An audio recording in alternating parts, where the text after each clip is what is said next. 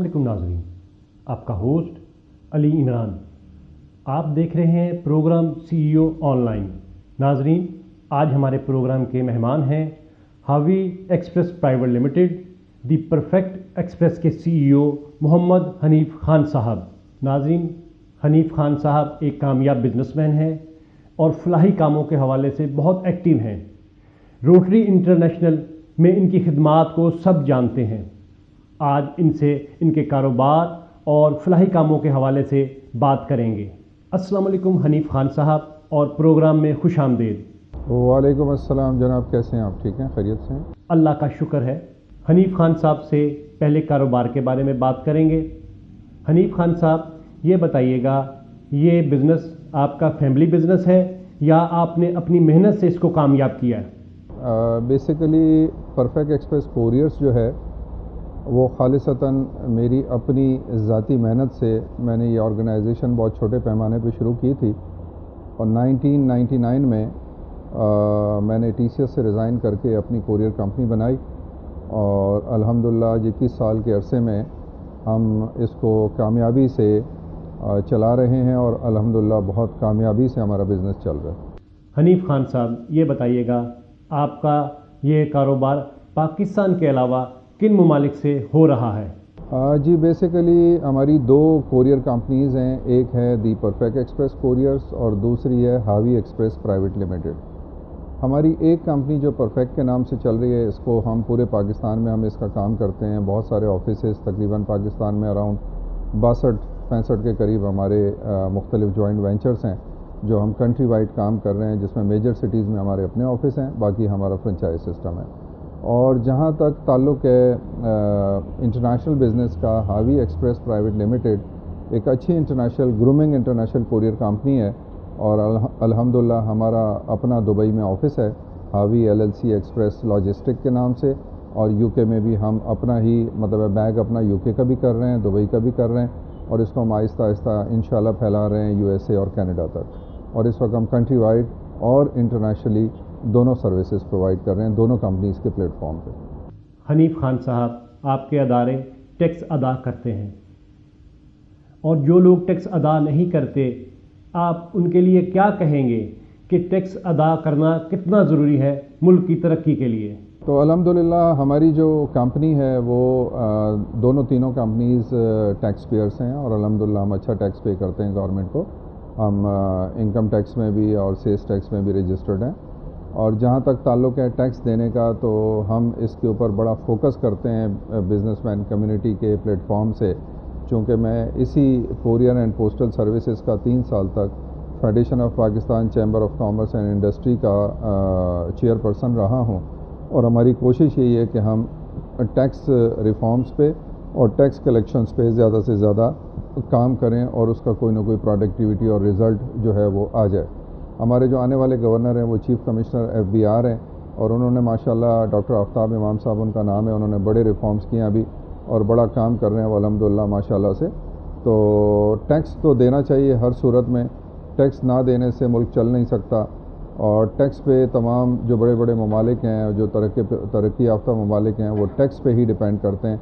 तो लिहाजा हमें टैक्स रिफॉर्म्स भी करनी चाहिए और टैक्स देना भी चाहिए और टैक्स के लिए हर मुमकिन कोशिश करनी चाहिए कि हर बिजनेसमैन टैक्स दे सके। हनीफ खान साहब, ये बताइएगा कि कोविड की वजह से पूरी दुनिया मुतासर हुई। आपके बिलों की सर्विस जो आपकी कंपनी देती है वो तो चलती रही होगी, लेकिन पूरी दुनिया में और पाकिस्तान में कोरियर को काम को फ़र्क आया होगा। इन हालात में क्या मुश्किलात पेश आईं और आपने अपने स्टाफ के लिए क्या पॉलिसी अख्तियार की? कोविड ने पूरी दुनिया का नक्शा चेंज कर दिया और कोविड के बाद जो है ट्रैवल एजेंसियां, टूरिज़म और कोरियर को बड़ा इफ़ेक्ट हुआ है। चूँकि पहले तो 2-4-6 महीने तमाम ऑफिसेज़ और तमाम बिज़नेस बंद रहे, लेकिन अल्हम्दुलिल्लाह हमारा जो काम है, हम सुई गैस की बिल डिस्ट्रीब्यूशन और KE की बिल डिस्ट्रीब्यूशन या PTCL की जो बिल डिस्ट्रीब्यूशन है वो हम हमेशा से कंटिन्यू रखे हुए हैं और मंथली मतलब कोशिश करते हैं कि सब्सक्राइबर्स को इन टाइम बिल्स मिल जाएं।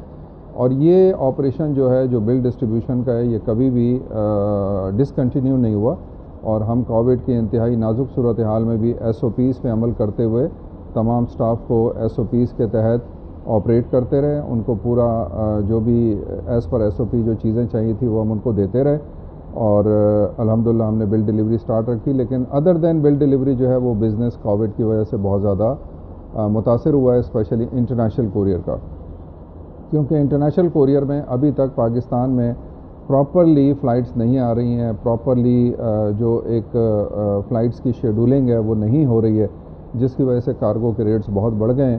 ہم کوششوں میں لگے ہوئے ہیں کہ اللہ پاک کرے کہ یہ کووڈ کے بعد اور جو اس وقت کی صورتحال ہے، ہم کوششوں میں لگے ہیں کہ زیادہ سے زیادہ بزنس بہتر ہو جائے، اس کے لیے ہم کوششوں میں لگے ہیں، لیکن اوور آل کووڈ سے بڑا افیکٹ ہوا ہے. حنیف خان صاحب، آپ سے فلاحی کاموں کے حوالے سے بات کرتے ہیں. آپ کیا سمجھتے ہیں کہ فلاحی اداروں کی پاکستان میں کارکردگی کیسی ہے، اور پاکستان میں ہی فلاحی کام کتنے ضروری ہیں؟ اب بیسیکلی فلاحی کام تو ہمارا تو بیسک کام ہی روٹری انٹرنیشنل کا جو ہے وہ کمیونٹی ڈیولپمنٹ کا کام ہے. ہم روٹری کے پلیٹ فارم پہ دن رات کمیونٹی ڈیولپمنٹ کے لیے کوشاں رہتے ہیں، اور ہمیشہ کوشش کرتے ہیں کہ بہتر سے بہتر کمیونٹی ڈیولپمنٹ ہو سکے، اور یہ میرا اسپیشلائز مطلب ہے. روٹری میں اس پہ کام بھی بہت زیادہ کرتا ہوں. ایز فار ایز کنسرن جہاں تک پولیو ایریڈیکیشن کا تعلق ہے، تو پاکستان میں الحمدللہ روٹری مین سٹیک ہولڈر ہے پولیو ایریڈیکیشن کی، اور ہمارے جو پولیو پہ جو کام کر رہے ہیں ہمارے پاس ڈسٹرکٹ گورنر ہیں عزیز میمن صاحب، جو نیشنل چیئر بھی ہیں، وہ بہت زیادہ الحمدللہ محنت کرتے ہیں، اور ان کے ساتھ بقیہ تمام ہمارے ڈسٹرکٹ گورنر فرحان عیسیٰ صاحب وہ بھی بہت محنت کرتے ہیں، اور پولیو کے لیے ہم دن رات ایریڈیکیشن پہ کام ہمارا چلتا رہتا ہے. اور دوسری طرف جو فلاحی کام ہے اس میں ہم ایجوکیشن پہ بہت بڑا کام کر رہے ہیں. میرا تعلق روٹری کلب کراچی بے سے ہے، میں پاس پریزیڈنٹ ہوں روٹری کلب کراچی بے کا، اور اس سال اسسٹنٹ گورنر ہوں ڈاکٹر فرحان عیسیٰ صاحب کے ساتھ. الحمدللہ ہم نے 4-5 سال میں پورا ایک سکول پاکستان نیوی کو منوڑا میں جو ہے وہ بنا کے دیا ہے. زمین پاکستان نیوی نے پرووائڈ کی، بلڈنگ ہم نے بنائی، اور الحمدللہ آج وہاں سینکڑوں بچے پڑھ رہے ہیں. اس کے علاوہ کراچی میں یونس آباد ایک سکول ہے جو بہت بڑا سکول ہے، اور اس میں 2-4 بڑے بڑے سٹیک ہولڈرز ہیں، پاکستان نیوی ہے، سندھ گورنمنٹ ہے، اور ہم روٹری کلب کراچی بے کے پلیٹ فارم پہ اس میں ہم نے کنٹریبیوٹ کیا. اس میں ماشاءاللہ بے انتہا سینکڑوں بچے پڑھ رہے ہیں. اور ہمارا جو روٹری کا RPLM ہے، روٹری پاکستان لٹریسی مشن، جس کو ہیڈ کرتے ہیں جناب محترم فیض قدوائی صاحب جو پاس ڈسٹرکٹ گورنر ہیں، اور پاس ڈسٹرکٹ گورنر اقبال قریشی صاحب وہ اس کو ہیڈ کرتے ہیں. تو وہ لٹریسی پہ ایجوکیشن پہ بے انتہا کام کر رہے ہیں، اور تمام اسکولوں میں آرگنائزیشنز میں فری بکس کی تقسیم بھی جاری ہے، اسکولوں پہ بھی کام ہے، اور جو بہت زیادہ مطلب رورل ایریاز ہیں ان پہ بھی ہم ایجوکیشن پہ بہت زیادہ کام کر رہے ہیں. حنیف خان صاحب، یہ بتائیے گا کہ فلاحی ادارے کروڑوں روپیہ خرچ کر رہے ہیں تعلیم اور صحت پہ، اور سرکار بھی NGOs کو اور خود بھی ان پہ کافی فنڈز خرچ کر رہی ہے. آپ کیا سمجھتے ہیں کہ یہ جو سلسلہ اتنے عرصے سے جاری ہے، اس کے بعد فلاحی اداروں کی کارکردگی اور تعلیم اور صحت کے حوالے سے بہتری کتنی آئی ہے؟ ہونا تو یہ چاہیے تھا کہ صحت اور تعلیم میں جتنا خرچ ہو رہا ہے بہتری بہت زیادہ آ جاتی، اور فلاحی ادارے کوئی اور کام کر رہے ہوتے. لیکن ہم دیکھتے ہیں کہ وہی ادارے کام تو کر رہے ہیں، لیکن تعلیم اور صحت پہ کوئی بہتری نہیں آتی. آگے جانے کی بجائے ہم پیچھے جا رہے ہیں. اس کی کیا وجہ ہے؟ اور یہ بتائیے گا پبلک پرائیویٹ پارٹنرشپ کے بارے میں آپ کیا کہیں گے؟ بیسیکلی فلاحی کام تو پاکستان میں گیونگ بہت زیادہ ہے. میرا خیال ہے کہ پوری دنیا میں پاکستان میں جو گیونگ ہے وہ شاید ہی دنیا میں جس کی کوئی مثال ملتی ہو. لیکن چونکہ ہمارا نظام جو ہے، ہم کچھ مافیاز کے ہاتھوں اور کرپٹ عناصر کے ہاتھوں اتنے زیادہ ہم مفلوج ہو چکے ہیں کہ باوجود اتنے ہزاروں لاکھوں کروڑوں اور اربوں کی گیونگ کے باوجود بھی سسٹم بن نہیں پا رہا. ہم اگر گورنمنٹ کے ساتھ کوئی بھی کام کرتے ہیں تو ہم گورنمنٹ کو چیزیں دے دیتے ہیں، اور وہ جو مستحق ہوتے ہیں ان تک نہیں پہنچ پاتی. اسی طریقے سے جو ایک پروفیشنل مافیا ہے، مانگنے والوں کا بہت سارا چنک ان کے پاس چلا جاتا ہے، اور وہ پروفیشنل ہوتے ہیں اور حقداروں تک ان کا حق نہیں پہنچ پاتا. فلاحی کام پاکستان میں بہت زیادہ ہو رہے ہیں اور پوری دنیا میں ہوتے ہیں، لیکن پاکستان میں اس کا بے انتہا بڑا ایک جو ہے اپنا سٹیک ہے ہم لوگوں کا کہ ہم یہ کام کر رہے ہیں، اور ہمارا بہت بڑا اس میں کنٹریبیوشن ہے فلاحی کاموں میں. لیکن چونکہ گورنمنٹ کی سطح پہ کوئی پراپر سسٹم نہیں ہے، اور جو پرائیویٹ ادارے کرتے ہیں وہ بھی میرے خیال میں پراپرلی انویسٹیگیشن کیے بغیر چیزوں کو جو ہے وہ ضائع کر دیتے ہیں. لہٰذا پراپرلی چیزوں کا سسٹم ہونا چاہیے. جیسے میں اپنے گاؤں میں ہر سال راشن کی تقسیم کرواتا ہوں تو میری کوشش یہ ہوتی ہے کہ میں پہلے وہاں پہ جو مستحق لوگ ہیں ان کو رجسٹرڈ کر لوں اور وہاں کے جو معززین ہیں ان سے پوچھ لوں کہ واقعی میں یہ مستحق ہیں یا نہیں ہے, اور اس کے بعد ان کی رجسٹریشن کے بعد ان کے ڈور سٹیپ پہ ہم ان کا سامان پہنچا دیتے ہیں. اگر ہم اپنا سسٹم بہتر کر لیں, ہم اپنے کام سے اپنے کام کی لگن کے ساتھ جو ہمارا جذبہ ہے کہ ہم لوگوں تک صحیح لوگوں تک وہ چیز پہنچا سکیں, جب تک ہم پراپر سسٹم نہیں بنائیں گے وہ کام نہیں ہو سکتا. پبلک پرائیویٹ پارٹنرشپ کے علاوہ بھی روٹری انٹرنیشنل کے پلیٹ فارم پہ ہم نے پی پی ایز ڈسٹریبیوٹ کیے ہیں. پورے پاکستان میں ڈسٹرکٹ 3272 میں الگ کام ہوا ہے, لیکن 3271 میں بہت کام ہوا ہے اور ہم نے کروڑوں کا پروجیکٹ کیا اور تمام میجر اسپتالوں میں ہم نے پی پی ایز کی ڈسٹریبیوشن کی ہے اور الحمدللہ لوگوں کو اس سے بڑا فائدہ ہوا ہے. حنیف خان صاحب, ہم نے دیکھا کہ آپ نے یکساں تعلیمی نظام کے حوالے سے بات کی اور یہ گورنمنٹ بھی یہی بات کر رہی ہے. آپ کیا سمجھتے ہیں کہ یکساں تعلیمی نظام کیسا ہونا چاہیے اور وہ کیسے ممکن ہو سکے گا؟ بیسیکلی ایجوکیشن ریفارمز میں ہماری یہ جو نئی گورنمنٹ ہے یہ بھی اس پہ ان کے مینیفیسٹو میں تھا کہ ہم پاکستان میں یکساں نظام تعلیم لے کر آئیں گے, لیکن بہت ساری باتیں ہمارے جو سیاسی لیڈر کرتے ہیں وہ صرف اور صرف باتوں کی حد تک ہوتا ہے, اور جب وہ جیت جاتے ہیں تو وہ مینیفیسٹوز جو ہے نا وہ کسی کونے خدرے میں بند ہو جاتے ہیں یا پڑے رہ جاتے ہیں یا فائلوں کی نظر ہو جاتے ہیں.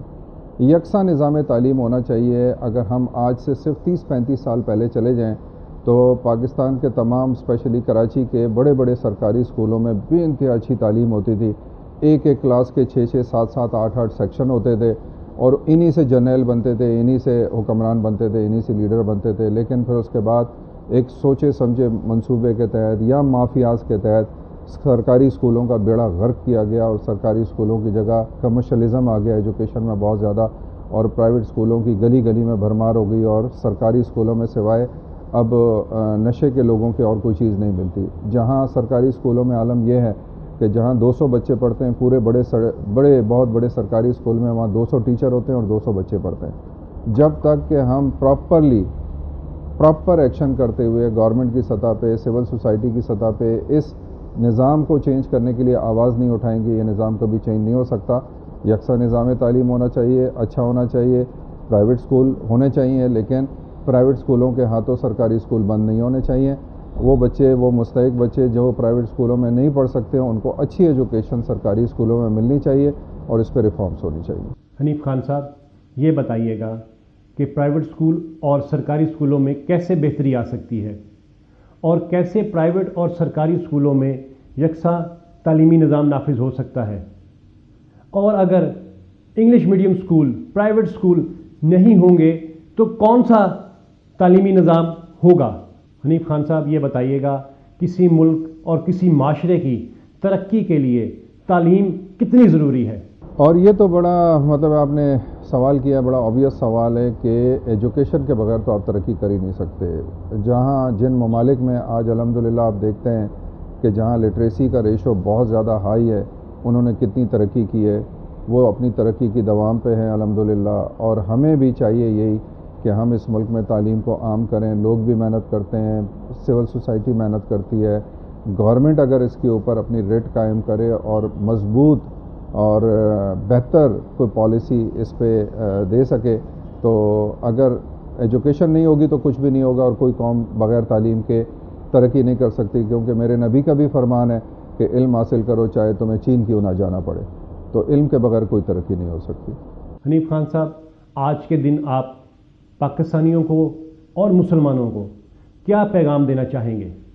میں تعلیم کے حوالے سے ہی میسج دینا چاہوں گا کہ پنجاب میں بڑا اچھا کام ہوا کہ پرائمری اسکول تک پرائمری کے کلاسز تمام جو ہے وہ والدین کو پابند کیا گیا کہ کسی بھی گاؤں میں, علاقے میں اگر کسی کا بچہ پرائمری اسکول پڑھنے نہیں آیا تو اس کو سزا دی جائے گی, جس پہ امپلیمنٹ کم ہوا.